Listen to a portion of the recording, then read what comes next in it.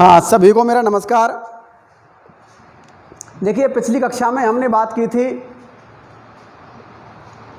पारिस्थितिकी तंत्र की, और पारिस्थितिकी तंत्र में हमने परिभाषाओं की बात की थी और पारिस्थितिकी तंत्र के उद्देश्यों की बात की थी।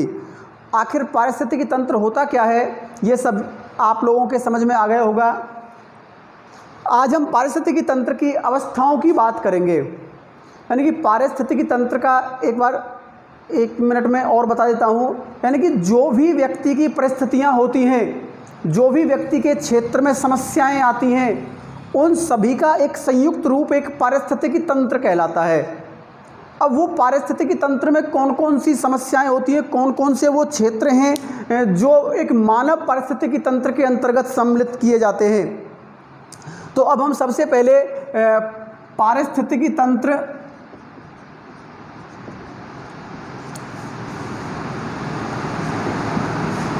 पारिस्थितिकी तंत्र की अवस्थाएं।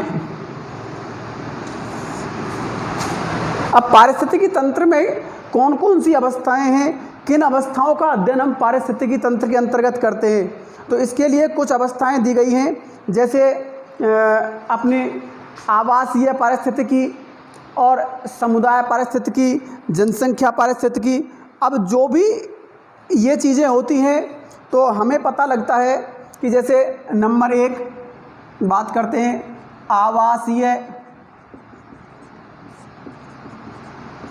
पारिस्थितिकी।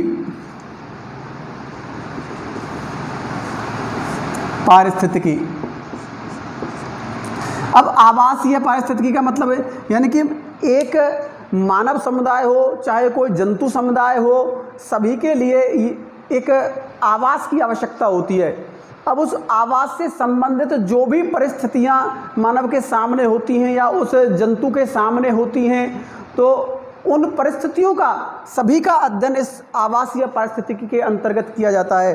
कि जैसे कि आवास का प्रकार, आवास में कौन कौन सी वस्तुओं की आवश्यकता पड़ेगी, वे सारी की सारी परिस्थितियाँ इसके सामने आएंगी।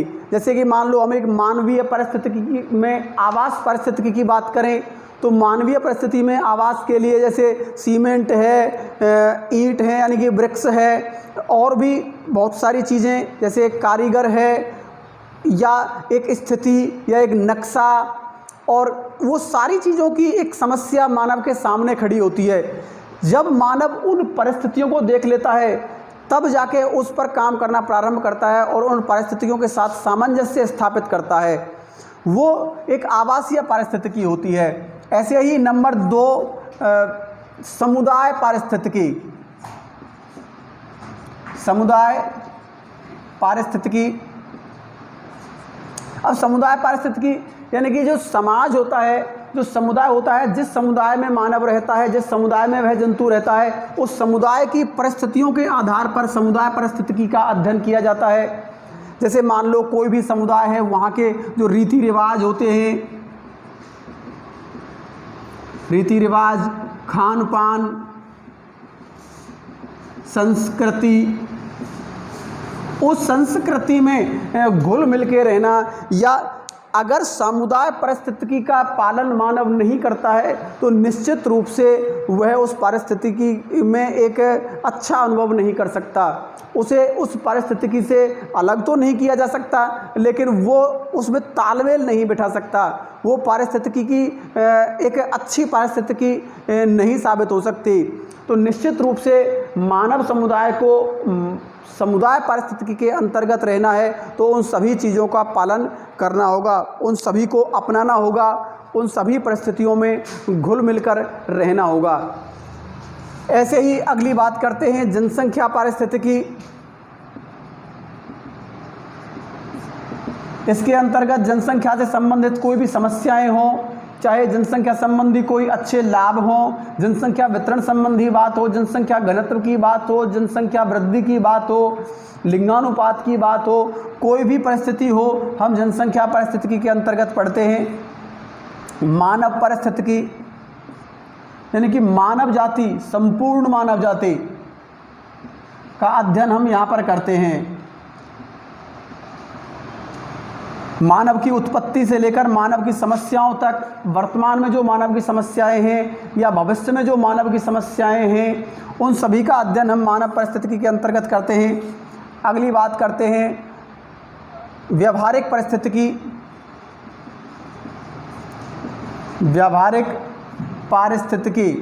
व्यावहारिक पारिस्थितिकी के अंतर भी हम सभी पशुओं का व्यवहार, मनुष्यों का व्यवहार, एक बच्चों का व्यवहार या जो भी एक मानव के साथ सामंजस्य स्थापित करता है, मानव के संपर्क में आता है, उन सभी के व्यवहार का अध्ययन हम इस व्यावहारिक पारिस्थितिकी के अंतर्गत करते हैं। अगली बात आती है उत्पादन पारिस्थितिकी।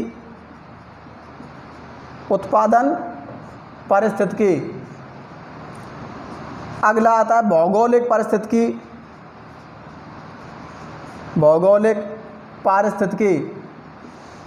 अब भौगोलिक पारिस्थितिकी में जैसे मानव के लिए जल काम आता है, तो जल संबंधी समस्याएं, वायु संबंधी समस्याएं, आर्द्रता, जो भी धरातल संबंधी समस्याएं, पशुओं संबंधी समस्याएं, क्योंकि भौगोलिक तंत्र जो है वो पशु और मानव दोनों को आधार प्रदान करता है। तो इस भौगोलिक परिस्थिति में हम पशुओं का अध्ययन भी करेंगे और मानव का अध्ययन भी करेंगे। जो चीज़ मानव के लिए आवश्यक है उसमें मानव परिस्थिति को जोड़ देंगे और जो पशुओं के लिए आवश्यक है उसमें पशु परिस्थिति जोड़ देंगे। मान लो जैसे एक बात करते हैं, हम गेहूं का उत्पादन करते हैं। निश्चित रूप से भौगोलिक परिस्थितियां अनुकूल होने पर ही गेहूं का उत्पादन होगा। जब गेहूं का उत्पादन होगा तो गेहूं है दोनों के लिए लाभदायक है। जहां पशुओं के लिए भी काम आता है तो कहीं मानव के लिए भी काम आता है। चलो हम एक बात करते हैं, गेहूं मानव के लिए काम आ रहा है, तो गेहूं से निकलने वाला जो चारा होता है, जो उस फसल से प्राप्त होने वाला जो चारा होता है जिसको हम तूड़ा बोलते हैं, वो पशुओं के लिए काम आता है। तो कहीं ना कहीं इसी फसल में पशुओं का हित जुड़ा हुआ है, तो कहीं ना कहीं इस पारिस्थितिकी तंत्र में मानव का हित भी जुड़ा हुआ है।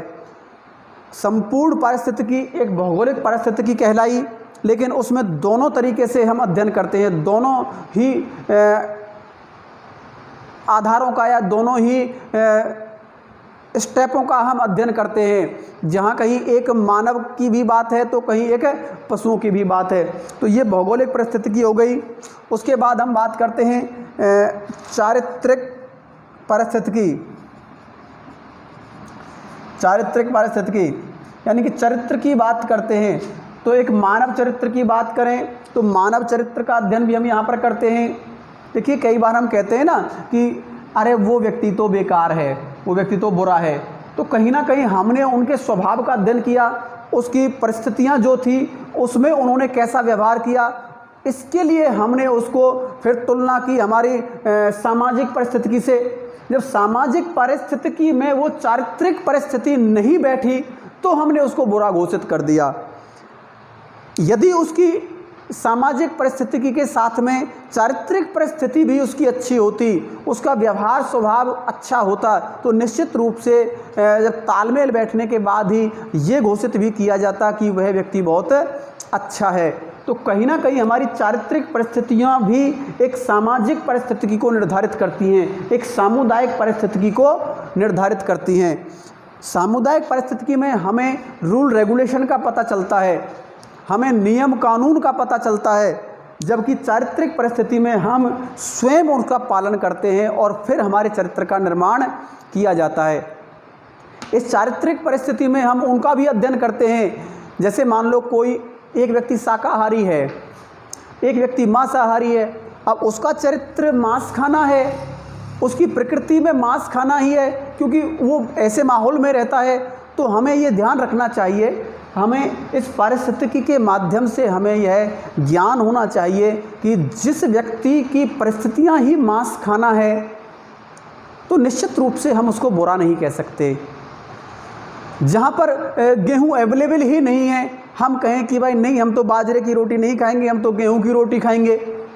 अब जहाँ गेहूँ उपलब्ध ही नहीं है तो वहाँ की परिस्थितियाँ हमको समझ आनी चाहिए।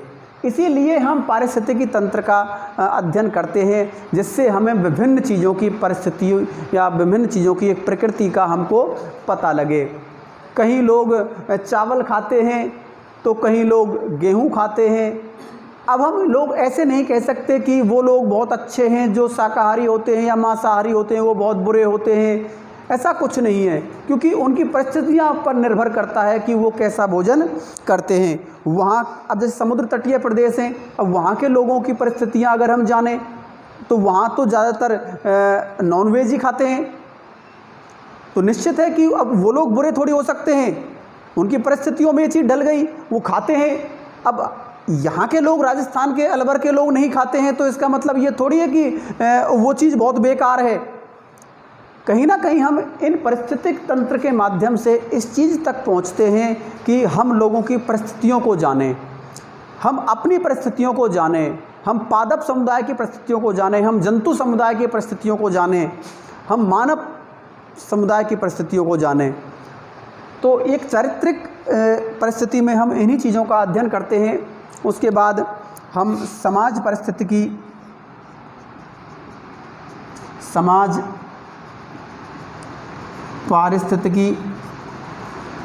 ये समाज पारिस्थितिकी, इससे हमको समाज के बारे में पता लगता है, एक प्रकार के समाज के बारे में पता लगता है कि एक जैसा समाज, जैसे मानव समाज। अब मानव समाज में कौन कौन सी अच्छाइयाँ हैं, कौन कौन सी बुराइयाँ हैं, या मानव समाज की परिस्थिति क्या है, मानव समाज की जिम्मेदारी क्या है, मानव समाज के कार्य क्या हैं, उन सभी का अध्ययन हम समाज परिस्थितिकी के अंतर्गत करते हैं। तो ये आपके सामने एक पारिस्थितिकी तंत्र की एक अवस्थाएं हमने पढ़ी।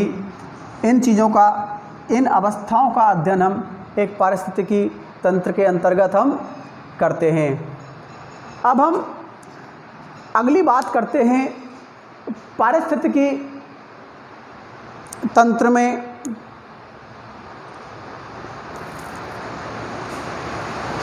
जीव मंडल की, यानी कि एक इस मानव परिस्थितिकी के लिए सबसे पहले हमको जीव मंडल को समझना होगा, क्योंकि इस जीव मंडल में हम उन सारी पॉइंटों के बारे में या उन सारे परिस्थितियों के बारे में ज्ञान प्राप्त कर लेंगे जो एक मानव के लिए लाभदायक हैं, जो एक जंतु के लिए लाभदायक है, जो एक पर्यावरण के लिए लाभदायक हैं। अब इसमें जैविक घटक भी आएंगे, अजैविक घटक भी आएंगे। भाई कहीं ना कहीं जीव मंडल में उन सभी चीज़ों का अध्ययन किया जाता है जो एक मानव पारिस्थितिकी के लिए लाभदायक होते हैं। जैसे अब इन्हीं में हम देखते हैं तो इस सभी जो अवस्थाएं हैं कहीं ना कहीं मानव पर केंद्रित हैं, क्योंकि एक बात और अपने दिमाग में रख लीजिएगा, क्योंकि जब पारिस्थितिकी तंत्र पढ़ रहे हैं हम, तो पारिस्थितिकी तंत्र की एक रीढ़ मानव को माना जाता है। ये पारिस्थितिकी तंत्र, ये प्रकृति को कंट्रोल करने का काम मानव करता है। मैंने आपको एक भूगोल की क्लास में भी बताया था, जब मानव भूगोल में पढ़ा रहा था, उसमें भी मैंने बताया था कि मानव एक ट्रैफिक कंट्रोलर के जैसा है। जिस प्रकार एक ट्रैफिक पुलिस वाला जो कांस्टेबल होता है वो ट्रैफिक को कंट्रोल करता है, उसी प्रकार इस प्रकृति की रफ्तार को भी मानव कंट्रोल करता है। भाई कहीं ना कहीं जब प्रकृति हमको बहुत कुछ दे रही है तो उसका उपभोग हम किस प्रकार करें, कैसे करें, ये मानव को समझना होता है। तो मानव खनन के माध्यम से कहीं प्रकृति को नुकसान पहुंचा रहा है, तो कहीं वृक्षारोपण करके प्रकृति को हरा भरा भी कर रहा है।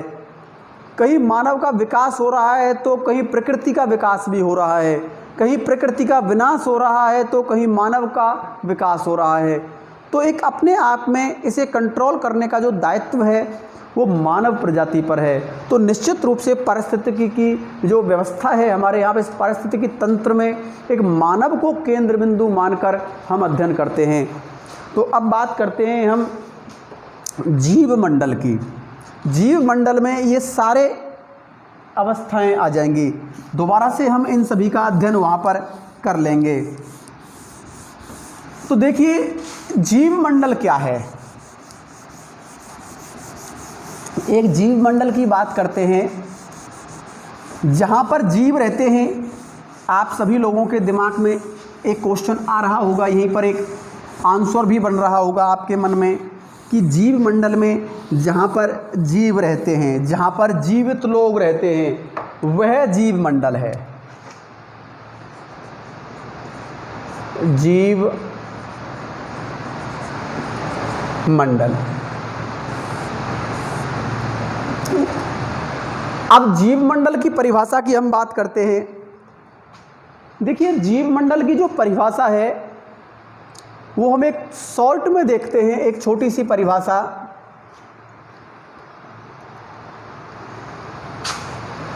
यानी कि जो इस जैव मंडल में, वायुमंडल में या स्थल मंडल पर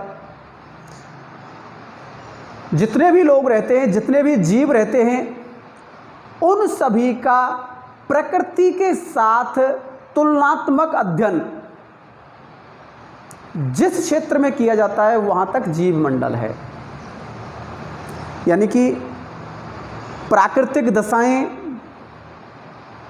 और मानव का संतुलन जहाँ तक बैठ रहा है वहाँ तक का पूरा एरिया क्या है, जीव मंडल है। दोबारा से फिर समझ लीजिएगा कि मानव के जीने के लिए जिन संसाधनों की आवश्यकता होती है, वे संसाधन जहां जिस परिस्थिति तक हमको मिल रहे हैं वह सभी हमारे लिए क्या है, जीव मंडल है।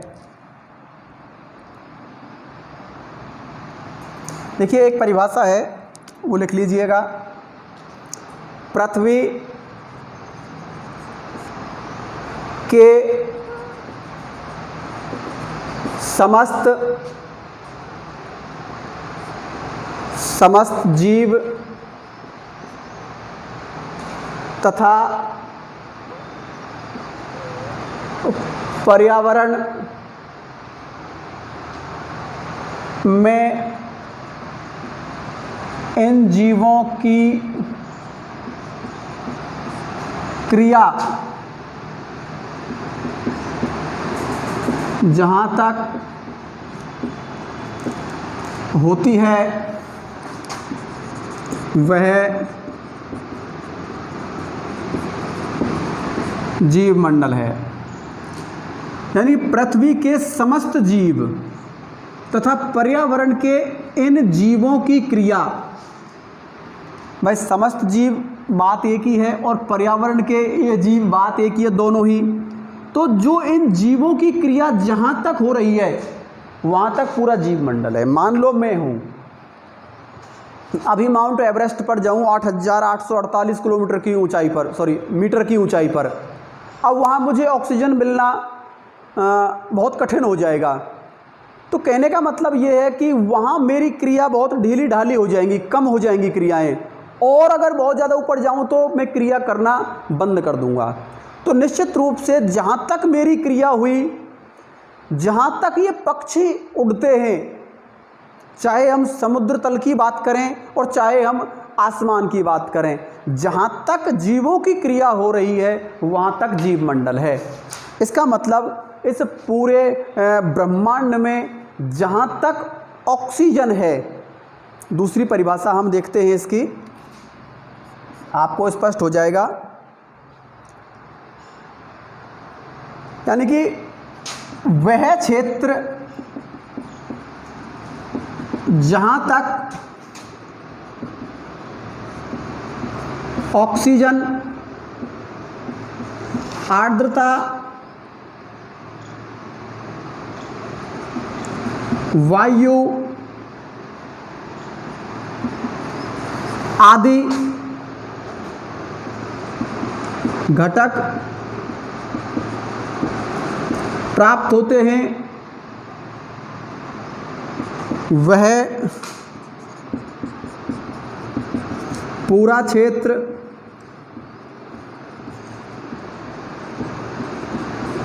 जीव मंडल कहलाता है। यानी कि जहाँ तक हमको ऑक्सीजन मिलती है, जहाँ तक आर्द्रता मिलती है, जहाँ तक वायु हमको मिलती है, वहाँ तक का क्षेत्र क्या कहलाता है? जीव मंडल कहलाता है। अब हम बात करते हैं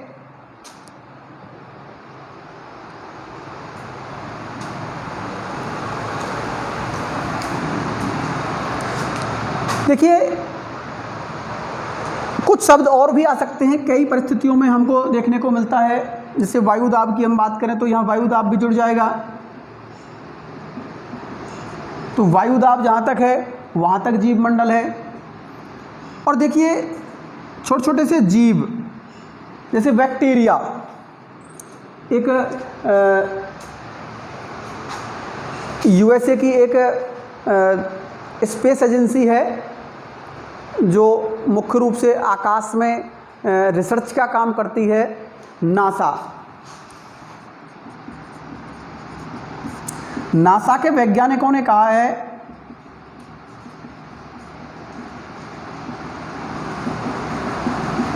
15 किलोमीटर की ऊंचाई तक बैक्टीरिया मिलते हैं।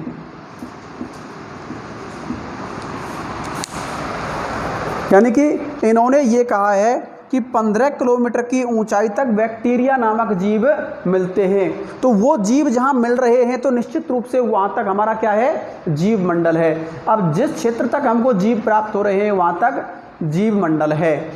तो ये एक परिभाषा हमारे सामने आती है। उसके बाद हम देखते हैं कि सामान्य रूप से 30 किलोमीटर, सामान्य रूप से 30 किलोमीटर मोटी परत जिसमें मिट्टी, सेल, वायु, ऑक्सीजन आदि घटक शामिल हैं। जल आदि घटक शामिल हैं, वह जीव मंडल कहलाता है।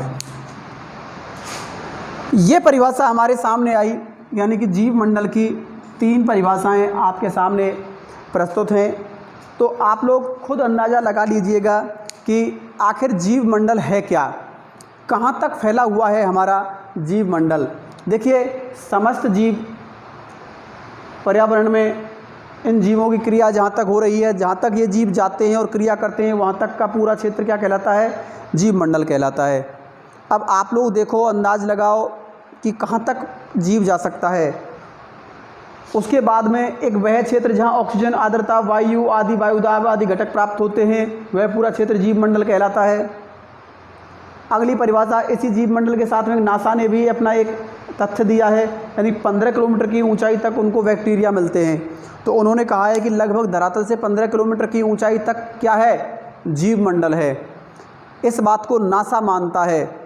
उन्होंने ये निश्चित नहीं किया कि धरातल के अंदर कितने किलोमीटर तक है, उन्होंने धरातल के ऊपरी भाग को माना है। और धरातल के ऊपरी भाग में 15 किलोमीटर तक के एरिया में बैक्टीरिया प्राप्त होते हैं। तो निश्चित रूप से वहाँ तक का मंडल क्या है? जीव मंडल है। उसके बाद में सामान्य रूप से 30 किलोमीटर मोटी एक परत होती है जिसमें मिट्टी। अब इन्होंने क्या किया है कि धरातल के अंदर के क्षेत्र को भी शामिल कर लिया। ज़मीन के अंदर हम मान लो कोई कुआं खोदें या कोई खनन कार्य करते हैं तो हम ज़मीन के अंदर जाते हैं निश्चित रूप से। जैसे मान लो हम किम्बरले और जोहान्सबर्ग की खानों की बात करें हम दक्षिण अफ्रीका में, तो वहाँ तो 3.5 किलोमीटर तक की गहराई में लोग बाग जा पहुँचे हैं। तो वहाँ 350 किलोमीटर की गहराई तक भी ऑक्सीजन प्राप्त है उनको। तो एक अपने आप में जो एक सेलों की, चट्टानों की जो एक मोटी परत है वो 30 किलोमीटर शामिल है उसमें। ज़मीन के अंदर से लेकर और आसमान तक एक मोटी परत है 30 किलोमीटर की, जिसमें मिट्टी, सेल, वायु, ऑक्सीजन, जल आदि घटक शामिल हैं, वह जीव मंडल कहलाता है। अब एक स्पष्ट सी परिभाषा मैं देता हूँ कि जीव मंडल एक वह मंडल है जिसमें वायुमंडल, स्थल मंडल और जल मंडल को सम्मिलित किया गया है। एक मेरी तरफ से एक परिभाषा नोट कर लीजिएगा आप, जो कि एक स्पष्ट और बहुत अच्छी परिभाषा है, जिसको समझने के लिए आप लोगों को ज़्यादा दिमाग भी लगाना नहीं पड़ेगा, कि जीव मंडल एक वह मंडल है जिसमें वायुमंडल, स्थल मंडल और जल मंडल शामिल है। ठीक है, तो आप सभी इन परिभाषाओं को लिख लेना, अच्छे से याद कर लेना। ये जीव मंडल की एक परिभाषाएं हैं। अब हम बात करते हैं जीव मंडल के घटक, यानी कि जीव मंडल को जैव मंडल भी कह सकते हैं हम, जैव मंडल। तो जैव मंडल के घटकों की बात करते हैं। एक स्क्रीनशॉट ले लेना इन परिभाषाओं का, जिससे आप लोगों को अच्छे से समझ में आ जाए और फिर आप नोट्स बना सकें। हाँ, तो अब बात करते हैं हम घटकों की, जैव मंडल के घटक। देखिए घटकों में क्या शामिल है। देखिए जैसा हमने परिभाषाओं में पढ़ा, तो निश्चित रूप से जो परिभाषा बन रही हैं उन्हीं में से कुछ घटक बनेंगे इसके। अब उन घटकों में देखते हैं।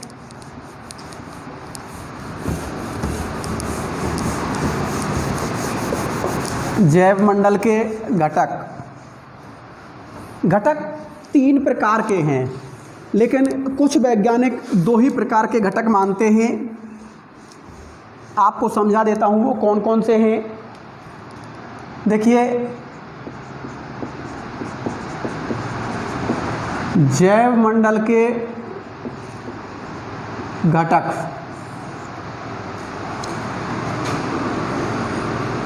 तीन घटक हैं।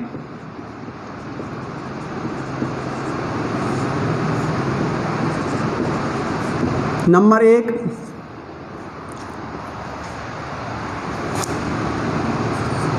अजैविक घटक,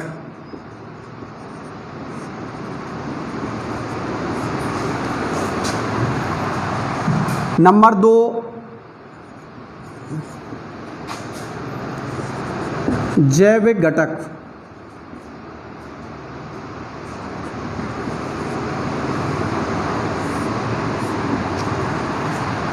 और नंबर 3 ऊर्जा घटक।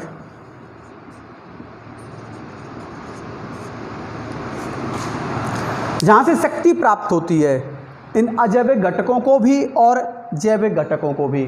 लेकिन कुछ वैज्ञानिक मानते हैं, जैसे होमर हायट नाम का एक वैज्ञानिक है, होमर हायट नामक वैज्ञानिक, मौसम विज्ञानी है। इन्होंने कहा है कि अजैविक घटकों को भौतिक घटक भी कहते हैं, भौतिक घटक भी कह सकते हैं इनको हम, क्योंकि अजैविक घटकों में वे सभी घटक शामिल होते हैं जो धरातल से संबंधित हैं, जो प्रकृति से संबंधित हैं, वो सभी भौतिक घटक कहलाते हैं। तो भौतिक घटक की जो परिभाषा है वो भी अजैविक घटक की परिभाषा के साथ मेल खाती है, तो इसलिए भौतिक घटक और जैविक घटक दोनों एक जैसे ही हैं। और ये ऊर्जा घटक भी भौतिक घटक ही माना है, तो यहाँ से उठा के इन्होंने इस भौतिक घटकों में शामिल कर दिया इसको। ऊर्जा घटक को भी कहाँ ले गए? भौतिक घटकों में, क्योंकि ये भी भौगोलिक या भूगोल की देन है, भौतिक क्षेत्र की देन है ऊर्जा घटक भी। तो इन्होंने इस ऊर्जा घटक को भी भौगोलिक या भौतिक घटकों में शामिल कर दिया। अब हमारे पास रह गए 2 ही प्रकार के घटक, जैविक घटक और अजैविक घटक। अब सबसे पहले हम बात करते हैं अजैविक घटकों की। अजैविक घटक, अब जैव मंडल में ऐसे कौन कौन से घटक हैं जो एक भूगोल की देन है या एक प्रकृति की देन है, जो हमारे लिए एक भूगोल के रूप में उपस्थित है हमारे सामने, उनको हमने 3 श्रेणियों में बांटा। नंबर 1,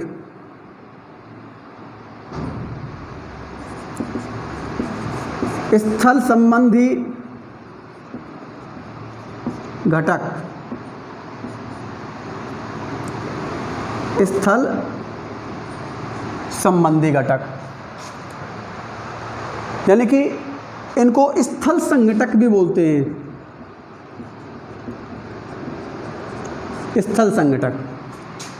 अब स्थल संघटक में ऐसे कौन कौन सी चीज़ें हैं? अब स्थल संघटक में जैसे मान लो चट्टानें हैं,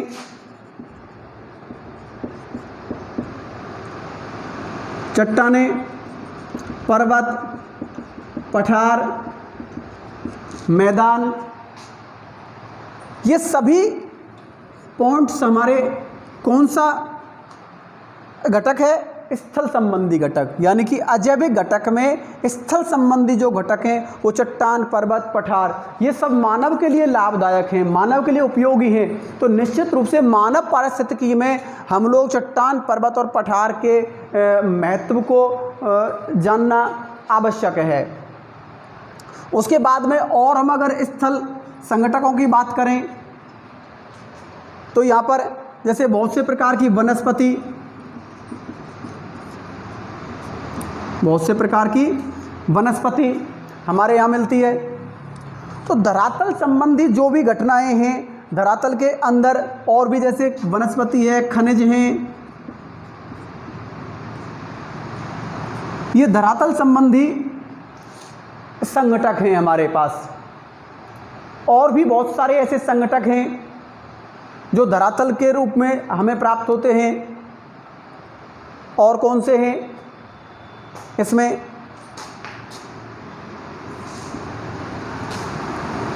लावा, जो ज्वालामुखी के रूप में लावा निकलता है ना, वो भी एक धरातलीय संघटक है। धरातल के आंतरिक भाग से ही निकलता है, हम उसको जल में शामिल नहीं करते। कई बार क्या होता है, कुछ बच्चे कहते हैं साहब कि वो तो गर्म लावा जल ही होता है, पानी होता है। हाँ, लेकिन उसको हम भूमिगत जल अलग पढ़ते हैं, वो इतनी गहराई में नहीं होता भूमिगत जल। ये लावा भूमिगत जल नहीं है।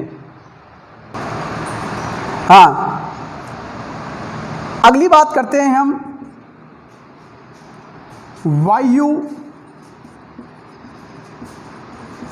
मंडलीय घटक। अब वायुमंडलीय घटक कौन कौन से हैं? जैसे मान लो वायु है। अब वायु जैसे ऑक्सीजन, ऑक्सीजन, अब और भी नाइट्रोजन, नाइट्रोजन, फिर डस्ट, धूल, धूल कण, एक धूल कणों में जैसे राख है, ये हमारे वायुमंडलीय घटक होते हैं जिनका उपयोग एक मानव जीवन में लाभकारी होता है। देखिए, थोड़ा सा डिटेल में ज़्यादा ना जाके बता देता हूँ। ऑक्सीजन मानव के लिए लाभदायक है, तो कहीं ना कहीं नाइट्रोजन, हाइड्रोजन भी मानव के लिए लाभदायक हैं। सभी इनके महत्व को जानते हैं, छोटी छोटी सी क्लासों से पढ़ते हुए आ रहे हैं सब लोग कि हाइड्रोजन का मानव जीवन में क्या योगदान है। हाइड्रोजन नहीं होता तो शायद जल नहीं होता।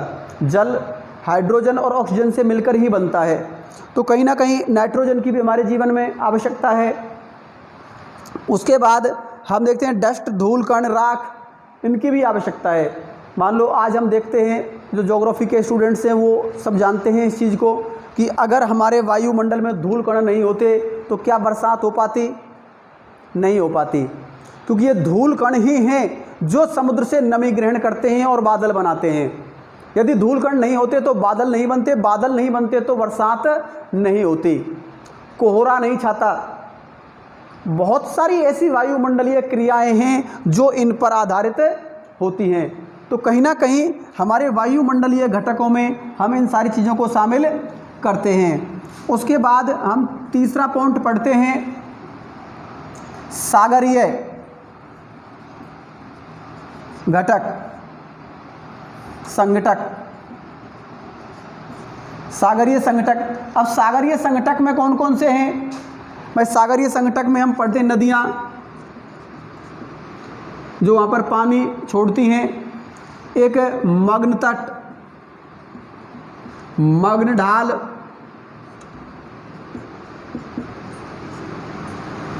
मग्न ढाल। उसके बाद हम बात करते हैं सागर तल,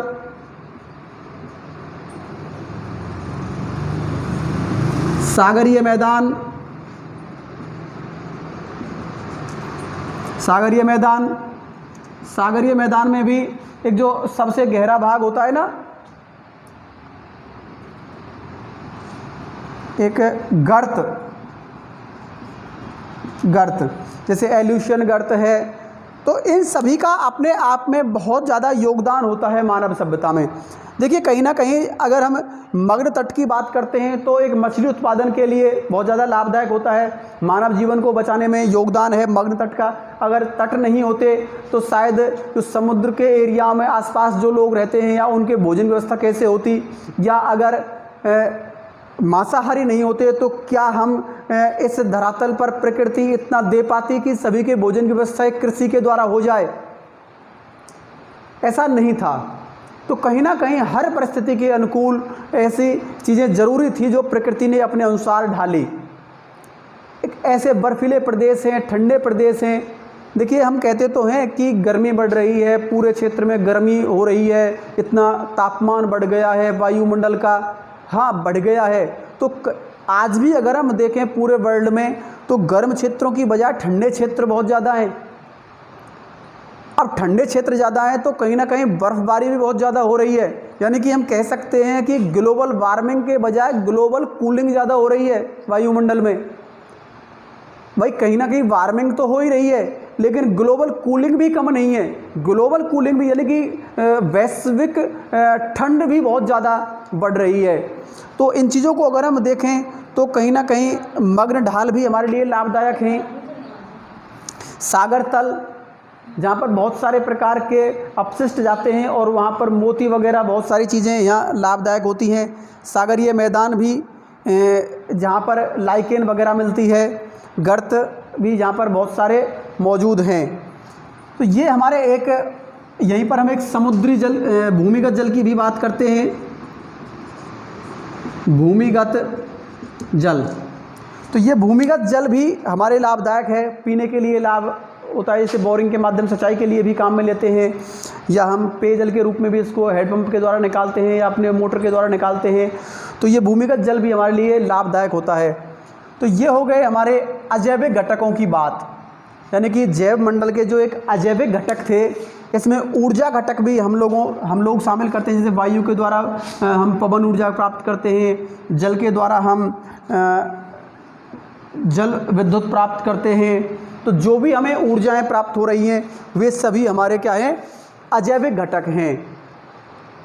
उसके बाद हम बात करते हैं जैविक घटकों की। देखिए इसका स्क्रीनशॉट ले लीजिए जिससे आप लोग नोट्स बना सकें और बार बार वीडियो नहीं देखना पड़े। हाँ, अब बात करते हैं जैविक घटक की। तो जैविक घटकों में हम शामिल करते हैं जैविक वस्तुओं को जो जीव हैं हमारे लिए, जैसे पादप समुदाय, पादप संघटक होता है। उसके बाद सूक्ष्मजीव, जंतु समुदाय, जंतु समुदाय की भी हम बात करते हैं।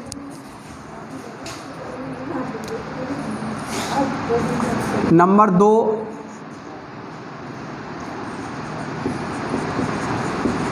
जैविक घटक। अब जैविक घटकों में नंबर 1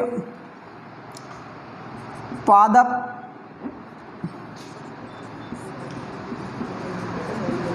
संघटक, यानी कि विभिन्न प्रकार की वनस्पति, विभिन्न प्रकार की वनस्पति, छोटे छोटे पादप, फसलें, ये सभी के सभी हमारे लिए एक पादप संगठक के रूप में हमारे प्रकृति की रक्षा करते हैं और मानव के जीवन को बचाने में सहायक हैं। उसके बाद में हम बात करते हैं जंतु संगठक। जंतु संगठक, अब जंतु संगठकों में एक तो हम बात करते हैं जंगली जीवों की,